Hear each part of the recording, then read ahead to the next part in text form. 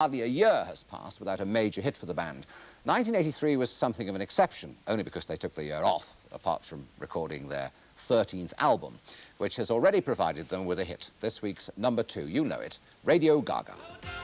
Roger Taylor and John Deacon, you're very, very welcome. That's an amazing tape. These tapes are becoming, Roger, aren't they? Extraordinary pieces of confection.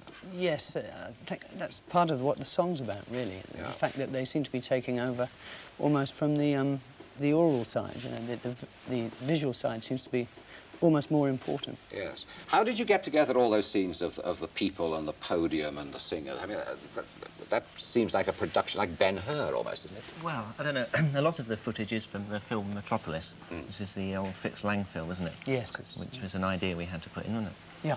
It's a very, I don't know whether you know, you probably do, it's a fantastic 1926 science fiction film. You think I might remember that? No. I thought you might know about it. 13 albums later, I think we almost remember that. Yeah. Yes. And we used, you know, some of that footage and tried to slot ourselves in. And how did you plonk yourself in the kind of little car that you're stumping around the streets of New York or whatever? Well, we just sat in it, and everything else happened. Was it made of polystyrene or something? Yeah, polystyrofoam, I think, something like that. And obviously everything else is sort of layered on. Yes. One of the odd things about the video is that there are parts of it with all the people with their arms up. I mean, for all the world, like a Hitler rally in Munich or Berlin in the 30s. Have you thought of that?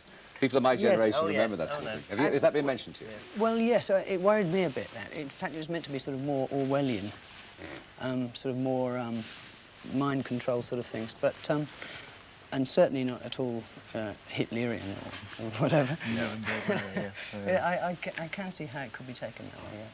Can you explain to me why Queen has been such an enormous success? Because, in fact, you have steamrollered over a whole series of changes in the pop scene, haven't you? And it seems to me that you've won out by producing consistently good music, which in fact is attractive to a lot of people, a wide range of age groups in a way.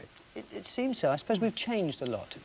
Not really consciously, but we've come up with quite a few different kinds of record, which have appealed to sort of probably different sorts of people. But, I mean, the main strength must be it's still the four of us, you know, as it was 13 years ago. Yeah. Well, you shouldn't be ashamed of that. I mean, you're cleverer, you're more mature, you're more grown up now. I mean, in fact, you should develop and produce better music in a way, shouldn't you? Hopefully. I think we are, actually, in a way. But I think that is the main, as John said, that's one of the real secrets, is to keep the same four people, to keep the same group, really, and then change within the same members. I didn't grow up, but my sons grew up with Bohemian Rhapsody and A Night at the Opera. And is that still one of your lovable pieces? Because that was immensely popular, wasn't it? Yes, I think especially in England, I think we remember particularly for that one, whereas in America probably it would be different songs. Yeah, different songs, in different countries around the world. But that was our biggest period, I think, in England, around that time, I said you'd taken off a whole year to do an album. And why did it take that long? Is it such an immense project, an album? Well, it needn't be, but it escalates into ridiculous projects. I think we're all a bit spoilt now, so... Yes. So it seems to take too much time and money, but... And are you pleased with it? That's called The Works, isn't it? The Works, yes. Oh, yeah, we're pleased with it, yeah. And that's coming out at the end of Feb. End of Feb, I think, yeah.